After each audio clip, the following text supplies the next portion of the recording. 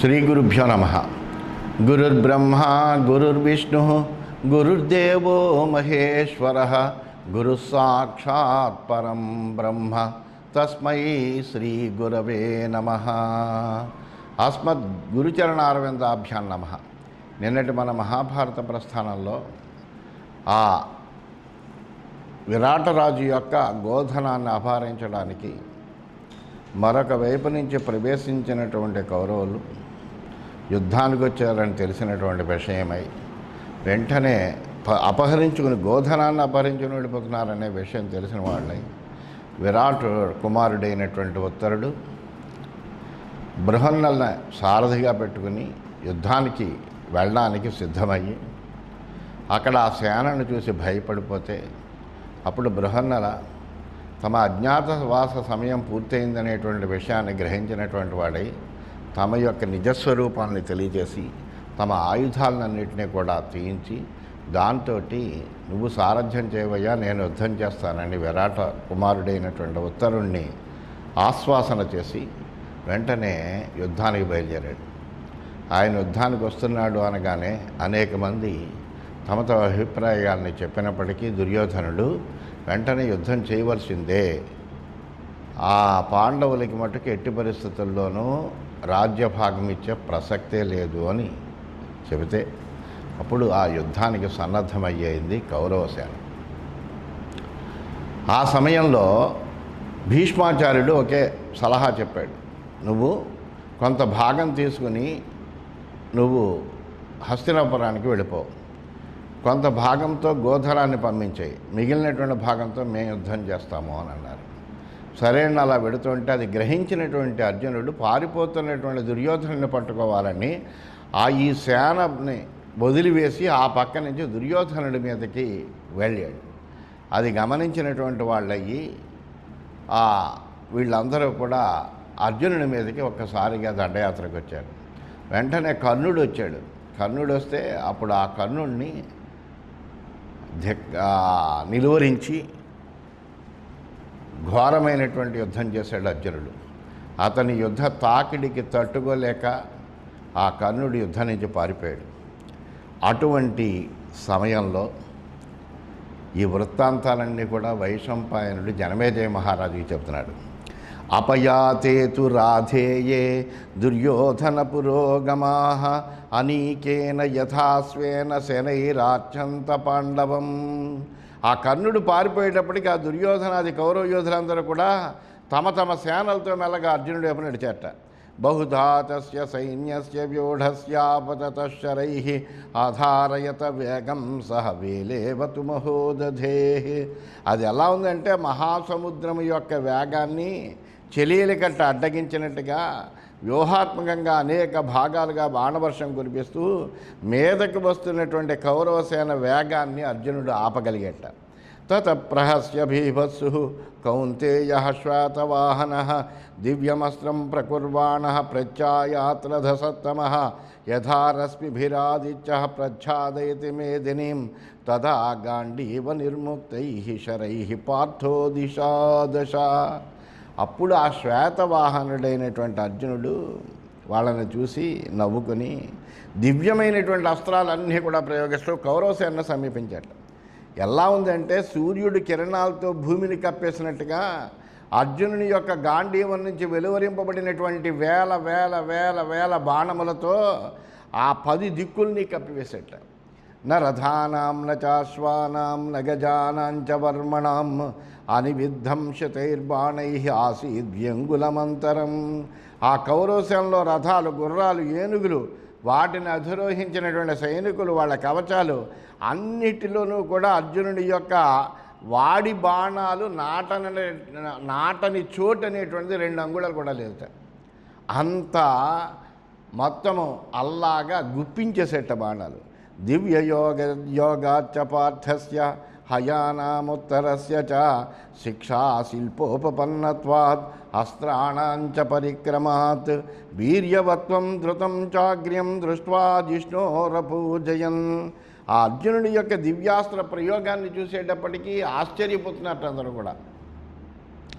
ఆ ప్రయోగ క్రమం అసలు ఎప్పుడు బాణం పట్టుకుంటున్నాడు, ఎప్పుడు సంధిస్తున్నాడు, ఎప్పుడు వేస్తున్నాడు, అసలు ఈ క్రమాన్ని ఎవరు గుర్తించలేకపోతున్నారు అన్నమాట. అంటే ప్రయోగ క్రమము కానీ, ఆ పరాక్రమాన్ని కానీ, ఆ వేగాన్ని కానీ, ఆ దూసుకుని వచ్చేటువంటి స్వభావాన్ని కానీ, ఆ ఉత్తరుడి యొక్క అశ్వ శిక్షణని కానీ, ఆ రథ సంచాలంలోని కౌశలాన్ని కూడా చూసేటప్పటికీ వాళ్ళందరికీ కూడా విపరీతమైన ఆశ్చర్యం వచ్చింది. ఏమిటి ఒక్కడు, ఎంతమంది ఉన్నామే యోధులము, ఎంతమంది మనం యుద్ధం చేస్తుంటే ఒక్కడు మనని అసలు వాస్త్రమే ప్రయోగించినంత వేగంగా మన మీదకి యుద్ధం చేస్తున్నాడు అని అతడి యొక్క ఆ గొప్పతనాన్ని చూసి ఆశ్చర్యపోవడమే కాకుండా ప్రశంసించకుండా ఉండలేకపోతున్నారట. కాలాగ్నిమివ భీభత్సం నిర్దహంతమివ ప్రజా నారయ్య ప్రేక్షితుం శేకు జ్వలంతమివ పావకం. అర్జునుడు ఎలా ఉన్నాయంటే సమస్త లోకాల్ని దహించి వేసి ప్రళయ కాలాగ్నిలాగా ఉన్నట్ట. మొత్తం సమస్తమైనటువంటి లోకాన్ని దహించేటువంటి ప్రళయకాలాగ్ని ఎంత భీకరంగా ఉంటుందో అంత భీకరంగా శత్రువుని దహిస్తున్నట్ట. మండిపడేటువంటి ఒక నిప్పులా కనిపిస్తున్నట్ట. అటువంటి అర్జునుడిని శత్రువులు అసలు అతన్ని చూడలేకపోతున్నారు. తాని గ్రస్తాన్యనీకాని రేజురర్జున మార్గణై శైలం ప్రతిబలాభ్రాణి వ్యాప్తాని వార్కరశ్మిభి. ఆ అర్జుని బాణాల చేత కప్పివేయబడిపోయింది ఆ కౌరవ సైన్యమంతా కూడా. అటువంటి ఆ కౌరవ సేనలు కొండ దగ్గర సూర్యకిరణాలు సోకినటువంటి మేఘ సమూహంలా ప్రకాశిస్తున్నట. అశోకానాం వనానీవ ఛన్నాని బహుశుభై రేజు పార్థశరైస్తత్ర తదా సైన్యాని భారత. ఆ అర్జునుని బాణాలచే గాయపరచబడినటువంటి ఆ కౌరవ సేనలు వివిధ పుష్పాలతో ఆవరింపబడినటువంటి అశోకవనాల్లా ప్రకాశిస్తున్నాయట. సృజో అర్జున శరై శీర్ణం సుష్యత్ పుష్పం హిరణ్మయం ఛత్రాణి చ పతాకాశ్చాఖ్యే దధార సదాగతి. ఆ అర్జునుడి యొక్క బాణాల తాకిడి చేత చిన్న భిన్నమైపోయినటువంటి, అలాగే మాలల నుండి రాలిపడుతున్నటువంటి బంగారు సంపెంగ పూలను, గొడుగులను, పతాకాలను గాలి ఆకాశం అందే పట్టి నిలిపిందట. అంటే అవన్నీ కూడా అలాగా చిన్నాభిన్నం అయిపోతున్నాయి. స్వబలత్రాసనత్రస్తా పరిపేతుర్దిశో దశ రథాంగదేశానాదాయ పార్థఛన్నయుగాహయా. ఆ అర్జునుడు శత్రు రథాలని ఖండిస్తే తమ రథికులు భయపడడం మాట అలా ఉండి గుర్రాలు కూడా భయపడిపోయినటువంటి గుర్రాలన్నీ కూడా కాడి విరిగిపోగా మిగిలినటువంటి రథభాగాలని మీదకెత్తుకుని పారిపోయేటవి. కర్ణకక్ష విషాణేషు అంతరోష్ఠేషు చైవ మర్మస్వంగేషు చాహత్యాపాతయత్ సమరే గజాన్. అలాగే అర్జునుడి యుద్ధంలో ఉండేటువంటి ఏనుగులను చెవుల్లో, కాళ్ళసందుల్లో, దంతాల్లో, దౌడల మీద ఇలా ఎక్కడా అక్కడ లేదు, ఎలా అయితే అలాగా బాణాలతో కొట్టేటవన్నీ అలా పడిపోయాయి. కౌరవాగ్రగజానాంతు శరీరైర్గతచేతసాం క్షణేన సంవృతా భూమి మేఘైరివ నభస్థలం. ఆ కౌరవ సేనలో ఉండేటువంటి ఏనుగులన్నీ ప్రాణాలు కోల్పోయి పడిపోయేట. అది ఎలా ఉందంటే మేఘాలు ఆకాశాన్ని కప్పినట్టుగా క్షణకాలంలో భూమి అంతా కూడా ఏనుగుల శరీరాలతో కప్పిపడిపోయింది. యుగాంత సమయే సర్వం యథాస్థావర జంగమం కాలక్షేమశేషేణ దహత్యగ్నిశిఖశిఖి తద్వత్పార్థో మహారాజా దదాహ సమరే రిపూన్. ప్రళయకాలంలో జ్వలిస్తున్నటువంటి అగ్ని స్థావర జంగమ రూపమైనటువంటి సమస్త ప్రపంచాన్ని దహించినట్టుగా ఆ అర్జునుడి యుద్ధంలో శత్రువులందరినీ కూడా దహించి వేసేట. తతసర్వాస్త్రతేజోభిః ధనుషో నిస్వనేన చ శబ్దేన అమానుషాణాం చ భూతానాం ధ్వజవాసినాం భైరవం శబ్దమత్యర్థం వానరస్య చ కుర్వతః దైవారిపాచ బీభత్సు తస్మిన్ దౌర్యోధనే వనే భయముత్పాదయామాస బలవానరిమర్దనః. ఆ తర్వాత బలవంతుడు శత్రుపీడకుడు అయినటువంటి అర్జునుడు తన యొక్క సమస్తములైనటువంటి అస్త్రముల యొక్క తేజస్సు చేత, ధనుష్ఠంకారం చేత, అలాగే ధ్వజాన్ని అధిష్ఠించి ఉన్నటువంటి ఆ భూతాలు చేస్తున్నటువంటి అమానుషమైనటువంటి ధ్వనుల చేత, భయంకరంగా బొబ్బలు పెడుతున్నటువంటి వానర ధ్వని చేత, శంఖ ధ్వని చేత ఆ అడవి లాంటి దుర్యోధన సేనలో తీవ్రమైనటువంటి భయాన్ని కలిగించాట. చల్లా చెదురైపోయింది ఆ కౌరవ సేన అంతా కూడా. రథ శక్తిమమిత్రాణం ప్రాగేవ నిపతద్భువి సోపయాత్ సహసా పశ్చాత్ సాహసాచ్చాభ్యుపేయవాన్. ఆ అర్జునుడు శత్రువుల రథబలాన్ని ముందే నెలకూల్చాడు. అసమర్థులైనటువంటి వాళ్ళని సంహరించడం తగదన్న భావంతో వాళ్ళని వదిలేస్తున్నాడు, అక్కడి నుంచి బయటపడ్డాడు. కానీ వాళ్ళు మళ్ళా యుద్ధానికి రావడంతో మళ్ళా వేగంగా వాళ్ళని సమీపించాడు. శరవ్రాతై సుతీక్ష్ణాగ్రై సమాదిష్టై ఖగైరవ అర్జునస్తు ఖమావవ్రే లోహిత ప్రాశనై ఖగై. ఆ అర్జునుడు ధనుస్సు నుంచి వెలువడినటువంటి బాణాలు, వాడి అయినటువంటి బాణాలు రక్తపానం చేసేటువంటి పక్షుల్లాగా ఆ గగనతలమంతా ఆక్రమించేసేట. అత్ర మధ్యే యథార్కస్య రశ్మయస్తిగ్మతేజస ధిసాసు చ తథా రాజన్న సంఖ్యాత ఆశ్చరాస్తథా. ఆ వాడి అయిన తేజస్సు కలిగినటువంటి సూర్యకిరణాలు ఒక పాత్రలో ఎలాగైతే ఎమడలేవో అలాగా లెక్కకి మిక్కినటువంటి బాణాలు, 1-2 వేల కొద్ది బాణాలు అలా క్షణంలోనూ అలాగ వేసేస్తున్నాడు. వేసేటప్పటికీ ఆ బాణములన్నీ కూడా దిక్కులన్నీ కూడా పట్టనంత అయిపోయేట బాణాలు. అంటే మొత్తం అదంతా కూడా బాణాలతో నిండిపోయింది. స్వకృదేవానతం శేకు రథమభ్యసితుం పరే అలభ్య పునరస్వైస్తూ రథాస్సోతి ప్రపాదయేత్. ఆ శత్రు సేనలు తమ వైపు వస్తూ అర్జునుడి యొక్క రథాన్ని ఒక్కసారి చూడగలుగుతున్నాడు అంతే. రెండో వాళ్ళు మళ్ళీ వాడు చూసేటువంటి అవకాశమే ఉండట్లేదు, ఎందుకంటే వాళ్ళే ఉండట్లేదు. అంతలోనే గుర్రాలతో పాటు వాళ్ళని అర్జునుడు అక్కడి నుంచి పరలోకాన్ని పంపించేస్తున్నట్ట. అందువలన ఒక్కసారి అదిగో అక్కడ ఉన్నాడు వెళదాం యుద్ధానికి అని అనుకునే లోపల వాళ్ళ ప్రాణాలు పోతున్నాయి. తేషరా ద్విశరీరేషు యథైవ నసజ్జిరే ద్విడనీకేషు భీభత్సో నసజ్జే రథస్తదా. ఆ అర్జునుడు ప్రయోగించినటువంటి బాణాలు శత్రువుల శరీరాల్లో ఎమడట్లేదట, శరీరాలను ఛేదించుకుని బయటకు వచ్చేయట. అదేవిధంగా అర్జునుడి యొక్క రథం శత్రుసేనల్లో ఎమడలేదట, శత్రుసేనను చీల్చి దూసుకుని వెళ్ళిపోతుందట.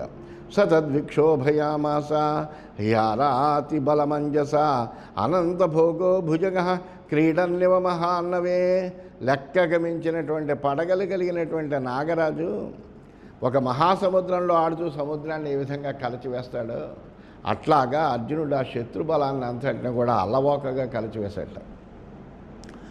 అస్యతో నిత్యమత్యర్థం సర్వమేవాతిగస్తథా అశ్రుత శ్రూయతే భూతై ధనుర్ఘోష కిరీటినః. ఈ అర్జునుడు బాణప్రయోగం చేస్తూ ఉంటుంటే గాంధీవ ధనుస్సు నుండి తీవ్రంగా ధనుష్టాంకారం వినవస్తుందట. ప్రాణులు పూర్వం ఎప్పుడూ విననటువంటి ఆ ధ్వని ఇతర శబ్దాలన్నింటినీ కూడా మించి ఉందట. సంతతాస్తత్ర మాతంగా బాణైరల్పాంతరాంతరే సంవృతాస్తేన దృశ్యంతే మేఘా ఇవ గభస్తిభి. ఆ అర్జునుడి యొక్క బాణాలు శత్రువుల ఆ ఏనుగుల శరీరాల మీద అణువున గుచ్చుకున్నాయట. దాంతో అవి సూర్యకిరణాలు ఆవరించినటువంటి మేఘాల్లో ఉన్నాయట. దిశో అనుభ్రమత సర్వా సవ్యదక్షిణమస్యత సతతం దృశ్యతే యుద్ధే సాయకాసన మండలం. ఆ అర్జునుడు కుడి ఎడమ చేతులతో అన్ని దిక్కులకి బాణాలు, సవ్యసాచి కాబట్టి 2 చేతులతో బాణాలు వదులుతున్నాడు. దాంతో రణరంగంలో అర్జునుడు ధనుస్సు ఎలా ఉందంటే ఒక చక్రాకారంగా కనిపిస్తుందంట. పతంచ రూపేషు యథా చక్షుంచిన కదాచన నాలక్ష్యేషు శరాపేతు తదా గాంధీవ ధన్వనః. కంటి చూపు రూపరహితమైనటువంటి పదార్థాల మీద ఎప్పుడు పడదు కదా, అలాగే అర్జునుడు బాణాలు కూడా గురి పెట్టనటువంటి ఎవ్వరి మీద పడట్లేదు. ఎక్కడైతే గురి పెట్టాడో అక్కడ మటుకు తప్పనిసరిగా పడుతున్నాయి అన్నమాట. మార్గో గజసహస్రస్య యుగపద్ గచ్చతో వనౌ యథా భవేత్ తథా జజ్ఞే రథమార్ఘ్య కిరీటినః. గుంపుగా అడవిలో నడుస్తున్నటువంటి 1000 ఏనుగుల మార్గం ఎలా ఉంటుందో అలాగే అర్జునుడి యొక్క రథ మార్గం కూడా అలా ఉందిట. నూనం పార్థ జయైషత్వాత్ శక్ర సర్వామరై సహ హంచస్మానిత్యమన్వంత అమన్యంత పార్థేన నిహతా పరే. ఆ అర్జునుడు గెలుపు కోరుతున్నటువంటి ఇంద్రుడే దేవతలందరినీ అర్జునుడికి సహాయం కోసం పంపించేసాడేమో, వాళ్ళందరూ యుద్ధం చేస్తున్నారేమో, వాళ్ళే తమ చంపేస్తున్నారేమో మన్ని అని శత్రువులందరూ భావన చేస్తున్నారు. అలా ఎందుకంటే ఎక్కడ పడితే అక్కడ అర్జునుడు కనిపిస్తున్నాడు, ఎక్కడ పడితే అక్కడ అతని బాణాలు కనిపిస్తున్నాయి. అసలు ఎవరిని కూడా యుద్ధానికి తిరిగి ప్రతిగా యుద్ధం చేయడానికి అవకాశం ఇవ్వట్లేదు, అంతలాగా వాళ్ళని సంహరిస్తున్నాడు. ఘ్నంతమత్యర్థమహితాన్ విజయం తత్ర మే నిరే కాలమర్జున రూపేణ సంహరంతమివ ప్రజా. శత్రువులను లెక్కకు మించినట్టుగా చంపుతున్నాడు. వేల కొద్దీ సైనికులు చచ్చిపోతున్నారు. అటువంటి అర్జునుడు చూసి యమధర్మరాజే ఈ అర్జునుడి రూపంలో వచ్చాడా అని ప్రజలు భావించారట. కురుసేనా శరీరాణి పార్థేనైవా హతాన్యపి సేదు పార్థహతానివా పార్థకర్మ అనుశాసనాత్. ఆ కురుసేనుల యొక్క శరీరాలు అర్జునుడి చేత కొట్టబడ్డాయి. అయితే అర్జునుడి చేత కొట్టబడినట్లే చిన్నాభిన్నం అయిపోయి కూడా. ఎందుకంటే అర్జునుడు ఒకసారి బాణం వేసాడంటే దానికి తిరుగులేదు. అందువలన తిరుగులేనటువంటి ఆ యోధుడు ఆయన. అందువలన ఆయనతో సమానంగా ఇంకోటి ఎవడు కూడా యుద్ధం కూడా చేయలేడు. అందువలన అలాగా అర్జునుడు బాణప్రయోగం మన మీద జరిగింది అంటే ఇంక వాడు ఇంకా జీవితాన్ని కోల్పోవలసిందే. అలా పోతున్నట్ట. ఓషధీనాం శిరాంసీవా ద్విషశీర్షాణి సోన్వయా ఆవనేషు కురూణాం హి వీర్యాణ్యర్జునజాద్భయాత్. ధాన్యపు కంకులను తుంచినట్టుగా అర్జునుడు శత్రువుల యొక్క తలను తుంచుతున్నట్ట. వాళ్ళ పరాక్రమాలు అర్జునుడు భయంతో వాలిపోతున్నాయట.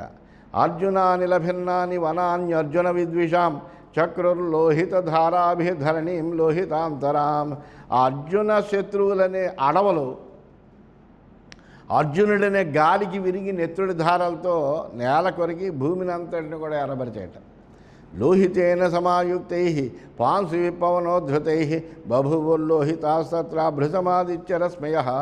నెత్తుడితో తడిసిపోయి గాలికి ఎగిరినటువంటి ఆ దుమ్ము అంత దానివి పడుతుంటే ఆ గగనతలంలో సూర్యకిరణాలన్నీ కూడా ఎర్రగా కనిపిస్తున్నాయట ఈ నెత్తులు కాంతిలో. సార్కంఖం తక్షణేనాసీత్ సంధ్యాయామివ లోహితం అప్యస్తం ప్రాప్య సూర్యోపి నివర్తే తన పాండవ. సూర్యుడు ఉండగానే సంధ్యాకాలంలో వలె ఆకాశం ఎర్రబారింట. అంటే ఏంటి, సూర్యుడు అస్తమించేశాడు అన్నట్టుగా. ఎందుకంటే ఎర్రదనం అంతా వ్యాపించిపోయిందట. అస్తమించిన సూర్యుడైనా తన కర్తవ్యానికి దూరం అవుతాడేమో, కానీ అర్జునుడు మాత్రము ఆ యుద్ధం నుండి వెనక అడుగు వేయట్లేదట. అంటే శత్రుపీడ నుండి వెనక్కి మారట్లేదు. తాన్ సర్వాన్ సమరే శూరాః పౌరుషే సమవస్థితాన్ దివ్యైరస్త్రైరచించాత్మ సర్వానార్చధ్వనుర్ధరాన్. ఊహింప వీలుగానటువంటి స్వభావం కలిగినటువంటి వాడైన మహా పరాక్రమవంతుడైనటువంటి అర్జునుడు పౌరుషంతో అలా రణరంగంలో నిలిచేటప్పటికీ విలుకాండ్ర అందరినీ తన దివ్యమైన అస్త్రాలతోటి ఆక్రమించేసేట. సతు ద్రోణం త్రిసప్తత్యాక్షుర ప్రాణాం సమర్పయత్ దుస్సహం దశభిర్బాణై ద్రౌణిమష్టాభిరేవ చ దుస్సాసనం ద్వాదశవికృపం శారద్వతంత్రిభిః భీష్మం శాంతనవం షష్ట్యా రాజానంచ శతేనః కర్ణంచ కన్నినా కర్ణే వివ్యాధ పరవీరః. ఎలా వేస్తున్నాడంటే అర్జునుడు వాడైనటువంటి 73 బాణాలతో ద్రోణాచార్యుని మీదకి వేసేట. 10 బాణములతో ఆ దుస్సహుడి మీదకి వేసేట. 8 బాణాలను అశ్వత్థామ మీదకి వేసేట. 12 బాణాలు దుశ్శాసనుడు, 3 బాణాలను కృపాచార్యుడి మీదకి, 60 అలాగే 60 బాణాలని భీష్ముడి మీదట, 100 బాణాలు దుర్యోధనుడితోటి కొట్టేట. బాణాలతోటి శత్రు సంహారకుడైన అర్జునుడు ఒక బాణంతో కర్ణుడిని కొట్టేట. ఇలాగా మొత్తం అక్కడ ఉండేటువంటి యోధులందరూ కూడా అర్జునుని యొక్క బాణముల చేత గాయపడ్డారట. తస్మిన్ విద్ధే మహేశ్వాసే కన్నే సర్వాస్త్రకో విధే హతాశ్వశూతే విరధే తతో నీకమభజ్యత. మంచి గొప్ప విలుకాడు, అలాగే సర్వాస్త్రకోవిదుడు, ఇంకా నాకంటా పెద్ద గొప్పవాడేవాళ్ళు లేడు, అర్జునుడిని నేను ఒక్కడినే నిలువరించగలన పలికినటువంటి ఆ కర్ణుడే గుర్రాలు చనిపోయి విరధుడై దెబ్బతిని పారిపోయేటప్పటికీ సేన అంతా చెదిరిపోయిందట. తత్ప్రభగ్నం బలం దృష్ట్వా పార్థమార్యస్థితం పునః అభిప్రాయం సమాజ్ఞ వైరాటిరిదమబ్రవీన్ ఆస్థాయ సుచిరం జిష్ణో రథం సారథినామయ కథమం యాససేనికం యుక్తో యాస్యామ్యహం త్వయా. అలా చెదిరిపోయినటువంటి ఆ కౌరవసేనను రణరంగమందే ఉన్నటువంటి అలా అర్జునుడిని చూసేటప్పటికీ ఉత్తరుడు, నా సారథ్యంలో అందమైన రథం మీద నిలిచినటువంటి నువ్వు ఏ వీరుడి వైపు వెళ్ళాలనుకుంటున్నావయ్యా చెప్పు, అప్పుడు ఆటే వైపే నేను రథాన్ని నడుపుతున్నాను అన్నట్ట. లోహితాశ్వమరిష్టమ్యం వైయాఘ్రమనుపశ్యసి నీలాంబతాకమాశ్రిత్య రథే తిష్టంతముత్తరా కృపశ్చైతదనీకాగ్రం ప్రాపయశ్చైతదేవ మాం ఏతస్య దర్శయిష్యాం శీఘ్రాస్త్రం దృఢధన్మినః. అర్జునుడు చెప్పట ఉత్తరా, ఈ గుర్రాల్ని అక్కడ ఎర్రటి గుర్రాలు కలిగి నల్లటి పతాక కలిగి రథంపై పులితోలు కప్పుకొని సుఖంగా కూర్చున్నటువంటి ఒక మహాపురుషుడు కనిపిస్తున్నాడు, చూస్తున్నావు కదా, ఆయనే కృపాచార్యుడు. శ్రేష్టమైన సేన నడుపుతున్నాడు ఆయన. అటువైపు మన రథాన్ని నడిపించు, ఆయనకి నా బాణవేగాన్ని చూపిస్తానన్నట్టు. ధ్వజే కమండలుర్యస్య శాతకౌంభమయ శుభ ఆచార్య యేషి ద్రోణ సర్వశస్త్రభృత అంబరః. ధ్వజం మీద అందమైన బంగారు కమండలాలు కలిగినటువంటి ఆయనే శత్రుధారుల్లో మేటి అయినటువంటి ద్రోణాచార్యుడైన సదా మమైషమాన్యస్తు సర్వశస్త్రభృతాం సుప్రసన్నం మహావీరం కురుష్వైనం ప్రదక్షిణం. ఆ ద్రోణాచార్యుడు నాకే కాదు, విలువిద్య నేర్చుకునేటువంటి వాళ్ళందరికీ కూడా గురువే, పూజనీయుడే. అటువంటి ఆ మహావీరుడికి ప్రదక్షిణంగా మన రథాన్ని నడుపన్నట్ట. అత్రైవ వావరోహైనం ఏష ధర్మ సనాతన యది మే ప్రథమం ద్రోణ శరీరే ప్రహరిష్యతి తతోస్య ప్రహరిష్యామి నాస్య కోపే భవేదితి. ఇప్పుడు ఈయన్ని పూజించి యుద్ధ సన్నద్ధుడినే రథం మీద ఇది సనాతనమైనటువంటి ధర్మం. ఇది ద్రోణుడు నా శరీరాన్ని కొడితేనే నేను ఆయన కొడతాను, లేకపోతే ముందుగా నేను ఆయన మీదకి యుద్ధానికి వెళ్ళను. ఎందుకంటే ఆయన నా మీదకి యుద్ధం వచ్చిన తర్వాత ఆయన నాకు ఏదైనా గాయం చేస్తే అప్పుడు వెంటనే నేను ఆయన మీదకి వెళ్తాను, అప్పుడు అది ఆయన కోపం తెప్పించదు అన్నాడు. అస్యావిదూరే ధను ధ్వజాగ్రే యస్య దృశ్యతే ఆచార్య స్వేషపుత్రో వై అశ్వత్థామా మహారథ సదా మమైషమాన్యస్తు సర్వశస్త్రభృతామపి ఏతస్య త్వం రథం ప్రాప్య నివర్తేథా పునః. అలాగే ఆ ద్రోణాచార్యుడికి అలంత దూరంలో కనిపిస్తున్నాడు, చూసే రథ పతాక మీద విల్లు పట్టుకుని. అతడు మహారథుడైనటువంటి అశ్వత్థామయ్య, ద్రోణాచార్యుడి యొక్క పుత్రుడు.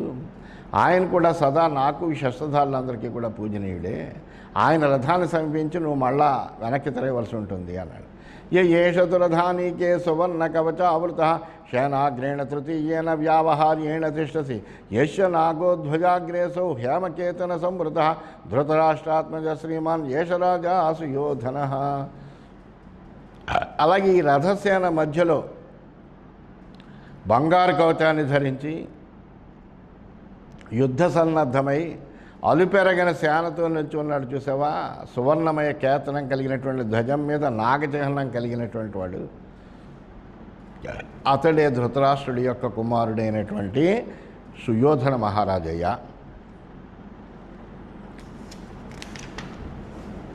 ఏతస్యాభిముఖం వీర రథం పరరథారుజం ప్రాపయశ్వేష రాజా హి ప్రమాధీ యుద్ధ ధర్మదః. శత్రురథాలను మొక్కలు చేయగలిగినటువంటి ఈ రథాన్ని సుయోధనుడికి అభిముఖంగా నడిపించు. ఈ రాజు శత్రువులను మధించే యుద్ధోన్మాదం కలిగినటువంటి వాడు. ఏష ద్రోణస శిష్యాణం శీఘ్రాస్తే ప్రథమో మతః ఏతస్య దర్శయిష్యామి శీఘ్రాస్త్రం విపులం రణే. వేగంగా అస్త్రాలను ప్రయోగించడంలో ఈ సుయోధనుడు ద్రోణ శిష్యుల్లో అగ్రగణ్యుడు. ఈనాటి యుద్ధంలో వేగంగా అస్త్రప్రయోగం చేసే కళను ఈయనకి నేను రుచి చూపిస్తానన్నాడు. నాగకక్షాతు రుచిరా ధ్వజాగ్రే యస్య తిష్టతి ఏష వై కర్తన కర్ణో విదిత పూర్వమేవా.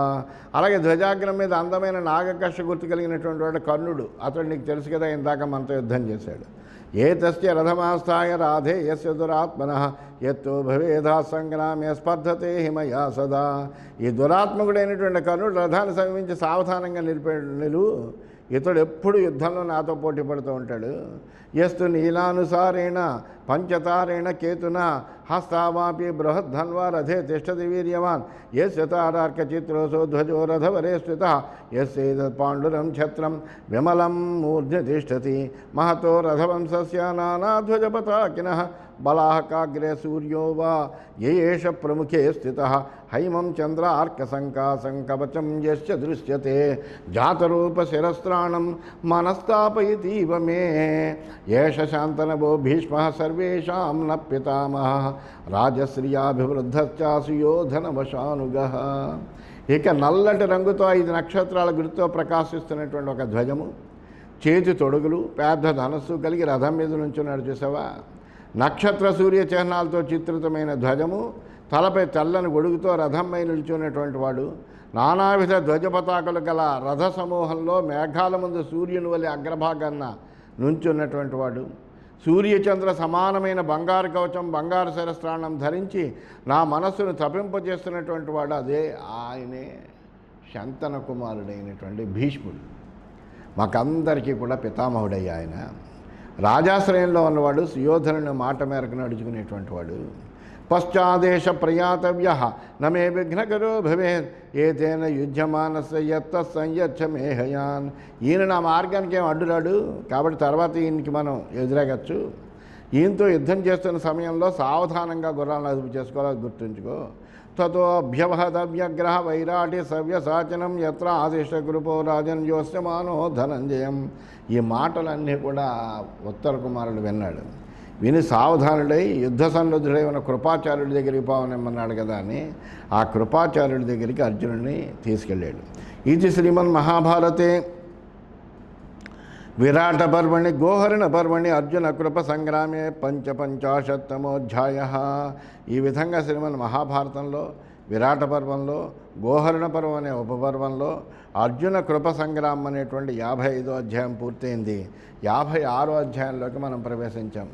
ఈ వృత్తాంతాలన్నీ కూడా వైశంపాయనుడు జనమేజయ మహారాజుకి చెబుతున్నాడు. ఇలా అయిన తర్వాత జనమేజయ మహారాజా తాన్యనీకాని అదృశ్యంత కురూణాముగ్రధన్వినాం సంసర్పంతే యథా మేఘా ఘర్మాంతే మందమారుతా.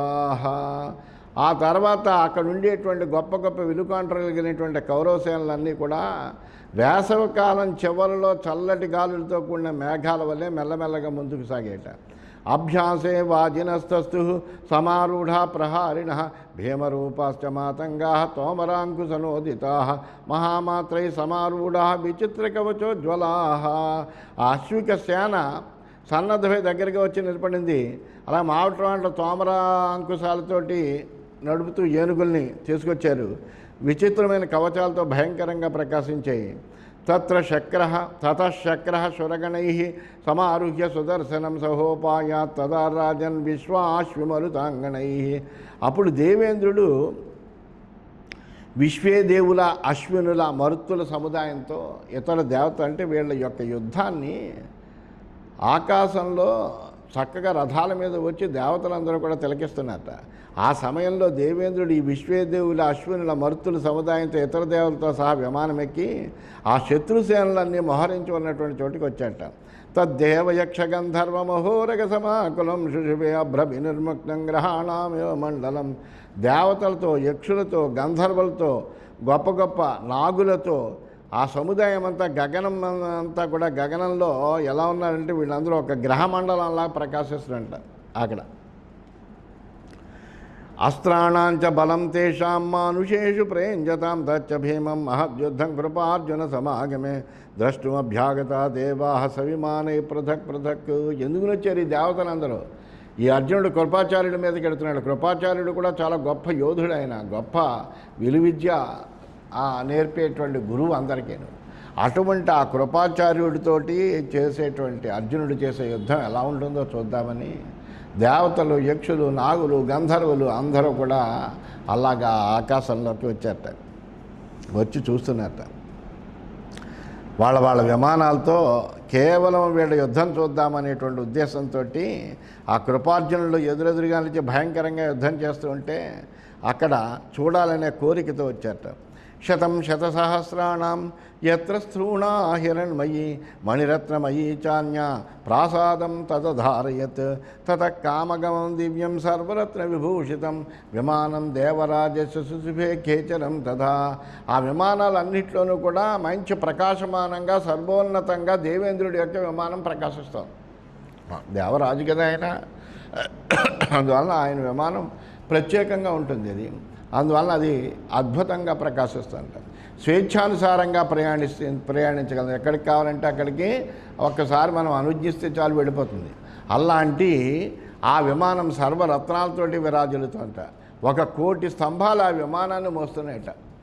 వాటిలో కొన్ని సువర్ణమయాలు కొన్ని రత్నమయాలు. అటువంటి వాటితోటి ఈ కృపార్జునుల యొక్క యుద్ధాన్ని చూద్దామనేటువంటి ఉద్దేశంతో ఆ దేవరాజు అయినటువంటి ఇంద్రుడు యక్షులతో నాగులతో గంధర్వులతో అందరితో కలిసి ఆ ఆకాశంలో అలా వచ్చాడట. వీళ్ళ యుద్ధం ఎలా ఉంటుందో రేపటి భాగంలో తెలుసుకుందామని తెలియజేసుకుంటూ స్వస్తి.